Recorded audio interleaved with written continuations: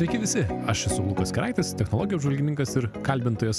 Girdite tinklalaidę Karjeros link, joje kalbame apie profesinius pasirinkimus, kartais ir klystkelius, apie darbo rinką ir Kauną. Ir šią akimirką tikrai nemažai kalbėsime būtent apie Kauną ir kur link suka Kauno darbo rinkos laivas. Apie tai mums galės papasakoti Andrius Veršinskas. Jis yra miesto ekonominės plėtros agentūros Kaunas In verslo skyriaus vadovas, vienas iš pagrindinių Kauno ekonominės plėtros strategų ir žmogus, kurio darbas yra daryti, kad Kaune būtų daugiau gerai apmokamų darbo vietų. Sveiki, Andriu. Sveiki. Galima pavadinti patį Kauno fanų? Girdėjau tokį apibūdinimą. Gal aš prie tokio tradicinio tokio patrioto grįžčiau, nes Gerai. Jo, bet fanas taip irgi tinka. Ką tenka dirbti būnant Kaunas In verslo skyriaus vadovu? Tai yra, kaip vyksta tas gerai apmokamų darbų vietų pritraukimas? Ir jau pavyko jų pritraukti? Yra daug Kaune gerai apmokamų darbo vietų? Yra, nori susideda dar daugiau, matau, tikiu, kad jeigu viskas sėkmingai, jų bus daugiau. Šitoks irgi galbūt faktui, paskui jeigu nukrypsime tą pusę, bus galima pasigilinti, kodėl. Bet per 10 metų, nuo grubiai nuo 2015 metų iki 2025, vidutinis įmonių registruotų Kaune mokamas darbo užmokestis padidėjo po mokesčių, tai yra į rankas, padidėjo nuo 500 eurų iki 1500 eurų. Tai 3 kartus. Taip. Be abejonės tame yra kažkiek infliacijos, bet iš esmės toks, ryškus augimas, kuris rodo, kaip sakyt, kad, yra tų darbo vietų. Grįžtant prie klausimo, tai pakankamai įdomus ir toks nemonotoniškas darbas. Tai iš vienos pusės padedam, kartais ir patys inicijuojam, ypač Alex čia tokio naujo projekto Kauno inovacijų parko kontekste, tą pardavimą, sakykime, tiesioginį investuotojams, bet daugiau Lietuvoje daro, ypač užsienio investuotojams, Investuok Lietuvoje. Mūsų artimi strateginiai partneriai, net tokie krikštatėviai, aš kartais sakau, kad, nes taip istoriškai susiklostė, sakau, kad mes esam spin-offas Investuok Lietuvoje. Jie traukia į Lietuvą, jūs į Kauną? Taip, tai jie, kaip sakyt, Kaunas irgi Lietuvoje. Na taip, ir nemaža dalim, jeigu žiūrėtume ypač šitas kapitalų intensyves investicijas, tai būtent nuo 2016 kokių metų, tų pačių 2015, per paskutinius 10 metų, tai absoliuti dauguma visų užsienio kapitalo investicijų, būtent jeigu žiūrėtume per eurus investuotus, nes verslo paslaugų centrai tų eurų minimaliai investuoja, labiau kuria darbo vietas, tai Kaunas stiprus lyderis yra visoje Lietuvoje ir čia dalis atsakymo, kodėl atsirado toks atlyginimo augimas vyko per šios metus. O šalia to du tokie pagrindiniai galbūt laukai, tai be abejonės ir miesto reprezentacija, kadangi, kokiu būdu mes siekiam pritraukti tos gerai apmokamas darbo vietas, tai ne tik padėti pardavimo procese, bet ir gerinti investicinę aplinką. O kas aktualu į verslui, kas aktualu investuotojams, tai 2 dalykai - infrastruktūra. Tai nuo kartais smulkių dalykų, kokios autobusų stotelės iki didelių projektų, Kauno lezas yra, jis pats, kaip sakyt, plečiasi, bet dabar startavom su tokia 30 hektarų teritorijos konversija Aleksote, visai šalia miesto centro, Alex, Kauno inovacijų parkas, kur būtent aukštos pridėtinės vertės įmonės kursis ir turės erdvę augti ir plėstis. Tai vienas iš šviežia tikriausiai, nes net pakankamai šviežia, projektas galbūt šiek tiek ir ilgiau išsitęsęs, bet iš principo turime 20 hektarų teritoriją. Praėjusią savaitę patvirtintas detalusis planas, tai galėsime jau priimti ir plyno lauko investuotojus, nes iki šiol galėjome priimti tik tai ir buvom priėmę vieną investuotoją į inovacijų angarą, biotechnologijų įmonę, pakankamai nemažą, 7000 kvadratų įsinomavo. Tai vienas iš tų augimų, kad būtų daugiau. O užbaigiant klausimą, tai infrastruktūra ir iš kitos pusės talentai, nes ypač tose galbūt srityse, kurios globaliai auga, elektronikos inžinerija, sakykime, ir panašiai, tai verslai eina ten, kur yra talentų. Ir vėlgi šiek tiek sugrįšiu, galbūt ir ta Kauno sėkmės istorija nuo 2017 metų, tas elektronikos inžinerijos įmonių bumas ir augimas tiek užsienio kapitalo, tarptautinio kapitalo, tiek vietinių. Tai irgi nemaža dalim buvo nulemtas būtent to, kad čia istoriškai taip susiklostė nuo 70-ųjų radio gamyklos, kad Kaune, būtent KTU, taip pat ir kitose aukštosiuose buvo stipri elektronikos inžinierių kalvė ir dėl to mes gavom didelių investicijų, didelių tarptautinių vardų, kurie čia atėjo. Taip, viskas nevyko per naktį. Bet kaip žmogus, kuris su tuo tiesiogiai dirbat, ir gal kažkam besvarstančiam bus gera išgirsti iš jūsų lūpų, ar yra tokių specialybių, kurias, na, jūs bent jau savo galvoje, iš savo žinojimo, manot, kad Kaune verta tikrai studijuoti, na, ilgai nedvėjojant, kad jos bus paklausios. Galima būtų kažką įvardinti? Taip, tai, sakau, elektronikos inžinerija, ta pati mechanikos inžinerija, jeigu visi ten, sakykime, susiję dalykai nuo automatikos, robotizacijos ir kitų dalykų, ta pati IT be abejonės, tada jau galėtume pereiti ir finansinės ten paslaugas ir panašiai, bet iš vienos pusės visada labai skatinam STEAM-ą, nes matom, kad mažai žmonių renkasi inžinerinės studijas, bendrai Lietuvoje pernai pasirinko 11%, o ten darbo vietų kuriasi daugiausiai. Tai yra ta problema, bet iš kitos pusės tikrai trūksta ir kokių mokytojų, ypač talentingų, gerų, matančių tame prasme. Tai tas kelias irgi yra toksai, nereikia tikrai, kad visi būtų jau tik tai grinai inžinerijoje, bet ko labiausiai trūktų ir kur fokusas tas pagrindinis, sakyčiau, šitos sritis. Kitas, mano tokia prognozija yra galbūt, jeigu čia turėjom 10 metų didelį elektronikos industrijos bumą, tai sekanti tokia vis tiek turėtų būti, na, gyvybės mokslų srities toks spartesnis augimas Kaune. Ne tik medicinės biotechnologijos, bet taip pat ir agrobiotechnologijos, taip pat chemijos pramonė, jeigu tas platesnis bioekonomikos laukas užsisuks. Iš kur tokia nuojauta, kas tai rodo? Tiek ir, sakykime, nacionaliniai strateginiai pasirinkimai, prioritetai, iš kitos pusės, na, besikeičiantis tas laukas ir pribrendimas tiesiog rinkos, nes, kaip sakyti, čia irgi turim tų specialistų, tų įmonių turime, bet ne tiek daug. Tikiu, kad ir su to pačiu Kauno inovacijų parku Alex, jo plėtra ten irgi to nemažai užsisukimo būtų. Kartais, man pačiam gyvenant Vilniuje, kartais tenka girdėti, kaip jauni žmonės kraustosi į Kauną pavargę šiek tiek nuo Vilniaus to greito gyvenimo, didelio tempo, kuris ten tikrai galima jį pajausti. Ir, na, tarsi išeina į tokią lengvesnio gyvenimo, beieškantis ir lėtesnio tempo, žalesnio miesto, gal kartais taip pat. Ar tenka tai girdėti? Ar tai galbūt galėtų būti vizitinė Kauno kortelė? Ar, nežinau, kaip jums šitas požiūris? Kratotės jo, ar gal kaip tik galėtumėte ant jo atsistoti? Ir taip ir ne. Iš vienos pusės, be abejonės, jeigu taip racionaliai žiūrint, ypač visą miesto pokytį per paskutinius, 7, ypač 5 metus, bet net ir 10. Tai, tarkim, jeigu jau pradedi galvoti apie, arba jau esi sukūrę šeimą, atsiranda vaikai, panašiai, tai be abejonės, kad Kaunas yra žymiai patogesnis negu Vilnius, jeigu jau čia Lietuvos lygmenių taip žiūrėsime, nes darželiuose vietų yra daugiau, ypač jeigu tai nėra ten kažkokia pora geografinių tų zonų, kur visi labai nori būti ir kur gyventojų plėtra vyksta.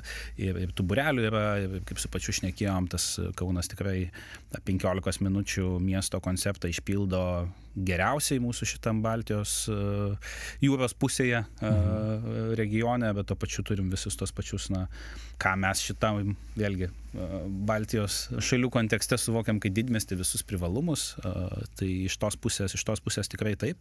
Kartais aš net sakyčiau, kad vis dar šitas nėra įsisąmoninimai pajaučiama ir kartais vadovaujamasi tam tikrą emociją, prisirišimo arba tariamų prestižų, neįvertinant, kad nuo kamščių iki, sakau, prieinamumo, to žalumo galų gale dabar ir to pokyčio su visa pramogų ir ta sporto infrastruktūra, kurios yra begalės, kur galėtume šiek tiek plačiau įsiplėsti, jeigu būtų aktualu. Tai be abejonės, kad yra aktualiau, bet tuo pačiu tikrai nėra, kad čia būtų toksai, kaip sakyt, pensionatas ramybės oazė, kur trūktų veiksmo arba galimybių. Taip. Pensionatų jokių būdų, tik toli gražu negalėčiau vadinti, bet, pavyzdžiui, verslumo dvasia yra tokia Kaune, egzistuoja verslininkų bendruomenė arba verslių žmonių bendruomenė? Taip, tai, kaip sakyčiau, istoriškai tas Kauno verslumas toks ir išskirtinis ir Lietuvoje gal buvo, jis tik tai, sakyčiau, dalis jo buvo nudreifavusi ir tą patį Vilnių, kita didelė dalis, kadangi kaip ir visa Lietuva turėjom tą didelę migracijos bangą, tai pavyzdžiui labai nemažai lietuvių ir ypač kauniečių iškeliavo į JAV ir ten sukūrė verslus, tai pavyzdžiui ta pati Debridge istorija, kur dabar Cognizant vadinasi. Taigi 4-5 kauniečiai Čikagoje sukūrė kompaniją, kuri paskui čia visą IT developmentą darė Kaune, paskui jau ir Vilniuje, ir Čikago, ir Varšuvoje, ir gal net ir Lvive jie yra, ar kažkur Ukrainoje dabar, bet pardavinėjo, kaip sakyt, Čikago ir Kanados JAV Fortune 500 kompanijoms, ir Kudžoji, ir kitos istorijos, tai labai nemažai to Kauno verslumo talento tokios varomosios verslo jėgos nukeliavo už Atlanto, kai kas tam tikrą dalim sugrįžo, kai kas ir ne. Tai tam tikrą potencialą aš taip jaučiu, kadangi šiek tiek, aš dar čia pradžioje apie įsilavinimą minėjom, tai prieš porą metų seną hobį istoriją dar į tokį magistro studijas papildomas paverčiau ir pasibaigiau. Tai vat matau taip istoriškai, kad tam tikras potencialas buvo kaip sakyti, išbėgęs. Bet be abejonės yra, tai mūsų Kaunas In, pavyzdžiui, startuolių ekosistema, kiekvieną pirmą mėnesio antradienį organizuojam tokius Kaunas Social Startup Meetups ir kitus renginius, tai tikrai yra ir ta kauniečių tokia verslo bendruomenė, sakyčiau, kažkiek pragmatiškesnė, bet to pačiu dar labiau gal bendruomeniškesnė, jos gal mažiau matosi viešumoje iš nacionalinių portalų, bet jinai nori miestui prisidėti. Dabar čia tokių bręsta porą galbūt idėjų ir norų užkuliuosiuose, tai tikrai yra. Visada, aišku, norisi jaunų talentingų žmonių, kurie įsijungtų ir čia dar to įneš. Tai be abejonės, galbūt apie Kauno tam tikrą privalumą šnekant, čia yra nemažai tos vietos studentams. Net jeigu pažiūrėtume tokiais grinaisiais skaičiais, grubiai Kaune skaičiuojam, kad yra oficialiai virš 400 000 gyventojų. Jeigu kažkas googlinsit, fact-checkinsit mane, tai sakysit, čia Andrius meluoja, bet taip nėra. Nes, istoriškai taip susiklostė, kad Kaunas yra dviejose savivaldybėse, Kauno miesto ir Kauno rajone. Tai ypač dėl to Kauno tokio gero išplanavimo, didžiausio tankumo, tie priemiesčiai yra tikrai labai arti ir nėra kažkaip toli nutolę, tai yra vienas socioekonominis ir to pačiu urbanistinis darinys. Tai grubiai metų pradžioj buvo 414 000 gyventojų.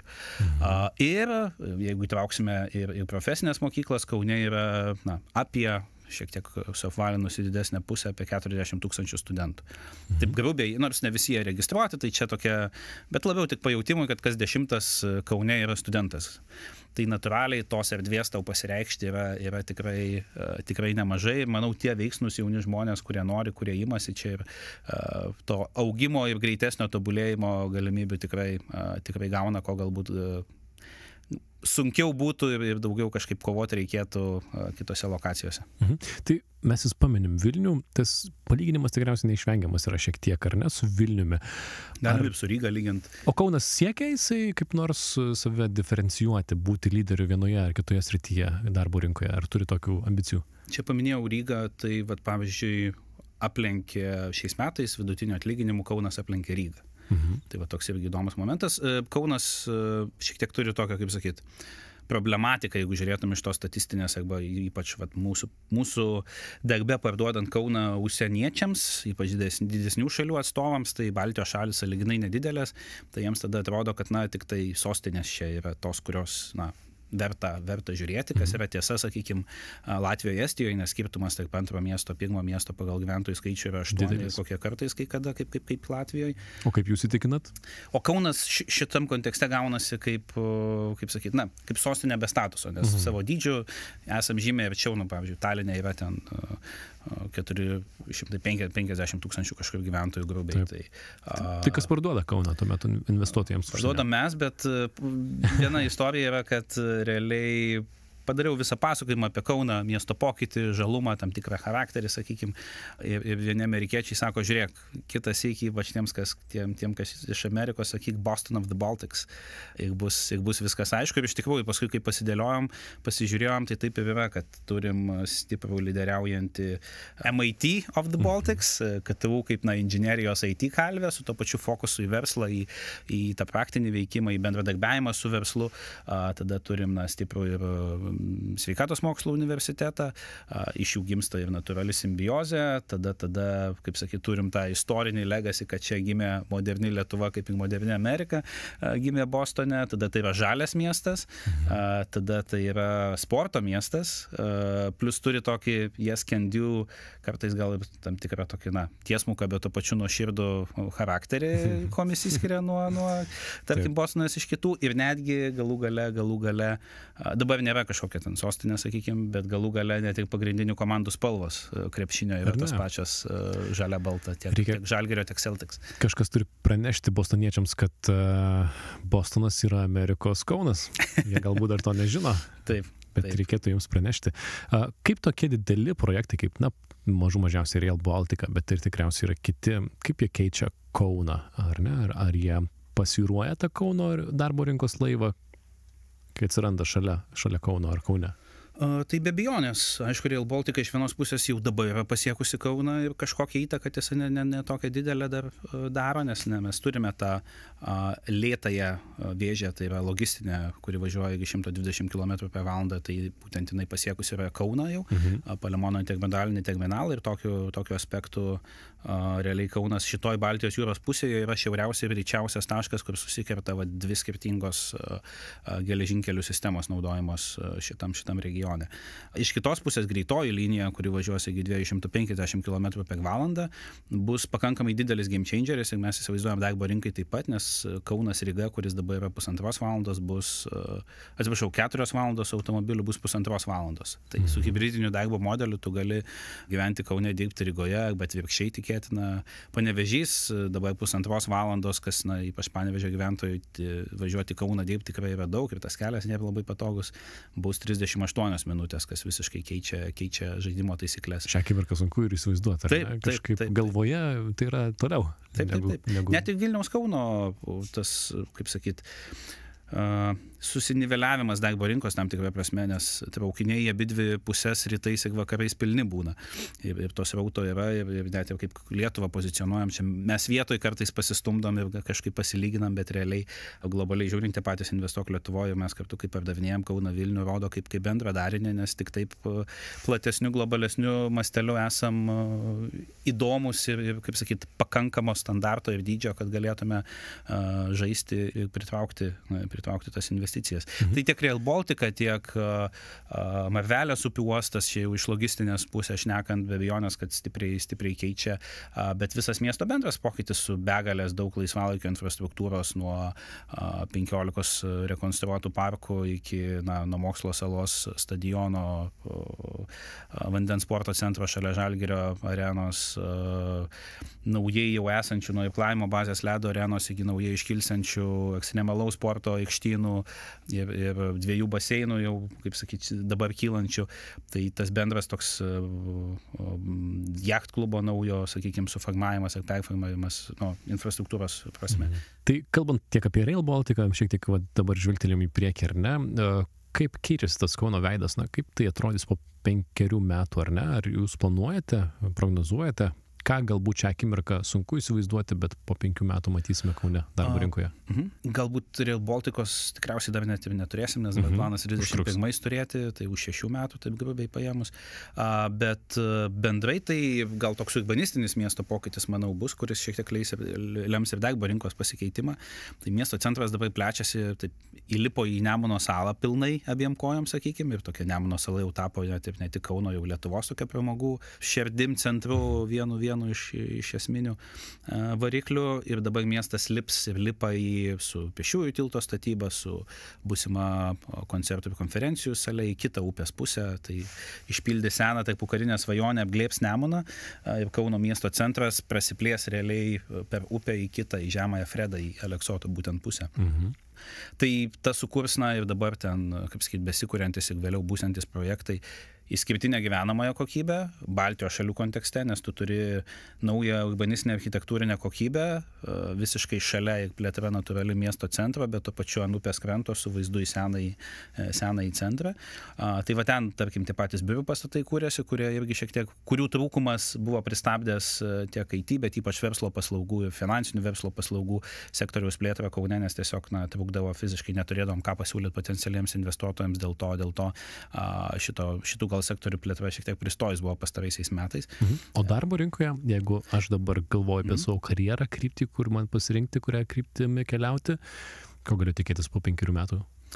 Tai ką ir šiek tiek pradžioje užsiminėm, tikrai išliks elektronikos inžinerija, manau, išliks kažkiek bet išliks tas pats IT sektorius, finansinių verslo paslaugų, bendrai, kaip sakyti, finansinių bus nemažas poreikis, tarptautinių kalbų bus poreikis, čia irgi tokia mini life hackas yra, jeigu tu neturi kažkokios labai jau darbo rinkoje, kaip sakyti, arba tokia labiau fluid, sakykime, išplaukusi specialybė, tokia gebanti prisitaikyti, tai papildomos užsienio kalbos, be abejonės, neskaitant anglų, yra vienas iš tų būdų, kuris leistų ir leis, atrasti darbą arba net turint jau poziciją gauti papildomų finansų, bet ir gyvybės mokslų sritis, manau, irgi bus stipriai pasistumusi. Nes po 5 metų, ką minėjau, aš čia taip šiek tiek pradėjau galbūt vizualiai urbanistiškai eiti, bet ten kuriasi nauji verslo centrai, tas pats Tesonet, Cyber City Kaunas, realiai būtent ten kursis, ne taip toli ant kalno užkilus jau po 5 metų, manau, bus pradėjęs veiklą ir kaip sakyti, link pabaigos į užsipildymą, tikėkime, judės ir Kauno inovacijų parkas, kur bus tikrai koncentracija inovatyvių įmonių, kuriančių aukštą pridėtinę vertę ir tokioj naujoj miestietiškoje aplinkoje besidarbuojančių patrauklioj.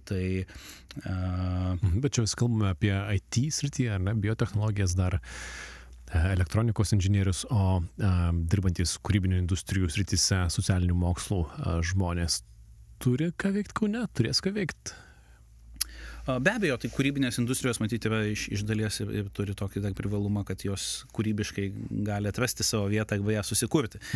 Tuo labiau dabar matyti čia galbūt ir kita tema, bet su visų įrankių skaitmeninių daugėjimu jų reikšmė išauga, nes tas padarimas dar pinga ir paprastėja, idėjos dar labiau brangsta, taip konceptualiai pasižiūrėjus. Tai iš tos pusės tikrai to būtų. Socialiniai mokslai vėlgi, jie tokie pakankamai lankstus yra prisitaikyti, suinterpretuoti čia kaip grįžtant kažkiek irgi į pradžią vienos Kauno IT įmonės, HR žmogiškųjų išteklių, sakykime, vadovė, tai kažkada juokaudam, sako, kaip pasakiau, kad baigęs pats politikos mokslus, sako, pas mus vadovų politikos mokslų, sako, yra geriausi team lydai tech komandų, nes jeigu dar šiek tiek gaudosi technologinę pusę, bet moka bendrauti, tai būna neblogai. Tai dėl to ir socialinių mokslų atstovai, ar tai būtų, kaip sakyti, skirtingos rytis, vėlgi, jeigu tai besidomintis gabūs žmonės, jie prisitaikys. Karjera taip rišasi be abejonės su tuo studijų pasirinkimu, bet tikrai ne visada turi atitikti. Kokią Kauno sėkmės istoriją jūs išskirtumėt kaip galbūt mažiau girdima, mažiau žinoma, bet tikrai verta paminėti? Aš, pavyzdžiui, galiu sugalvoti Continental gamyklą, ar ne, tikrai didelė svarbi ir šalia visai. Ko galbūt nesame girdėję, ką Kaunui pavyko pasiekti per paskutiniuosius metus? Aš gal porą tokių pavyzdžių dabar paminėčiau, būtent konkrečių kompanijų.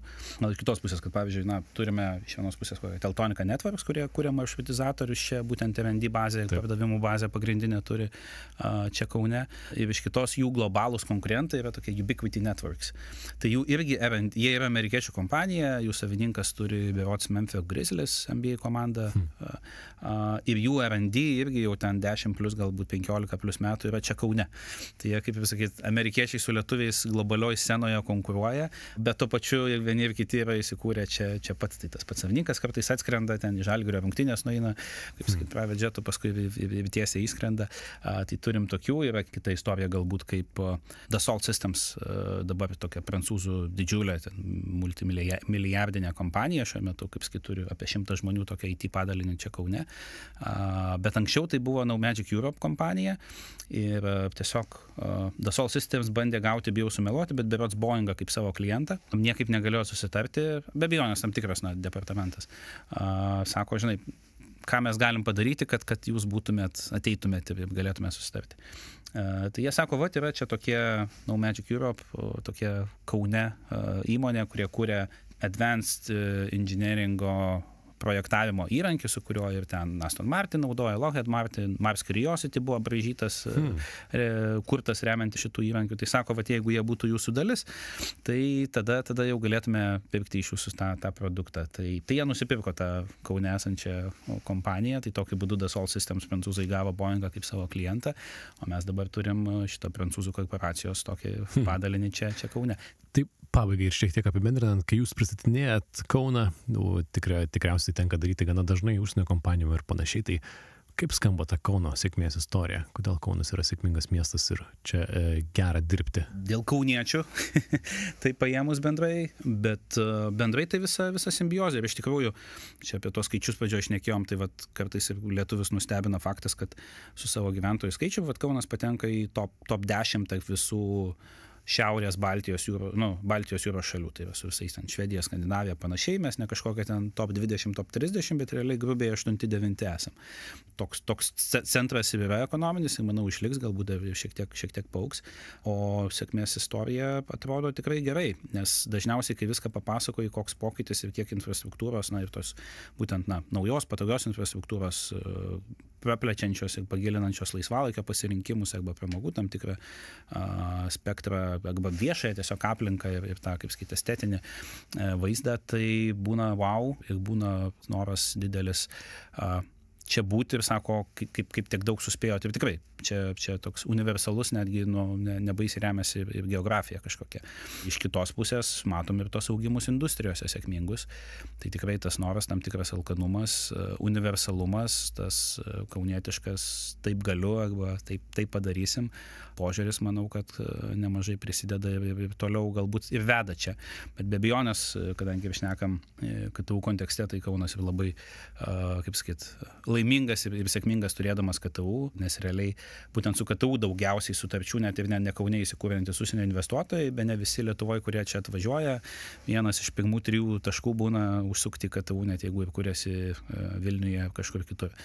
Tai va, nes būtent investuotojai ateina, tą matom tokią dinamiką ten, kur yra talentas, ten, kur yra specialistai, ten, kur yra universitetai. O kadangi Kaunas dar gali ir pasiūlyti tą tokią puikiai vis gerėjančią, vis labiau savo natūralius, kaip sakyt, privalumus, kaip upes, vandenį, šlaitus, tą UNESCO įrašytą Kauno modernizmo paveldą, išnaudojantį tokią gyvenamąją aplinką, tai tas Kauno sėkmės formulė, tikiu, kad yra užkoduota sėkmei ir augimui ir ateičiai. Reikia to ir tikėtis. Ačiū, Andriau. Dar kartelį kalbėjausi su Andriumi Veršinsku. Jis yra miesto ekonominės plėtros agentūros Kaunas In verslo skyriaus vadovas ir kalbėjomės apie Kauno darbo rinkos laivą. Lukas Keraitis taip pat atsisveikino, sakau ačiū ir iki. Viso. Daugiau tinklalaidės Karjeros Link pokalbių galite išgirsti LRT radiotekoje.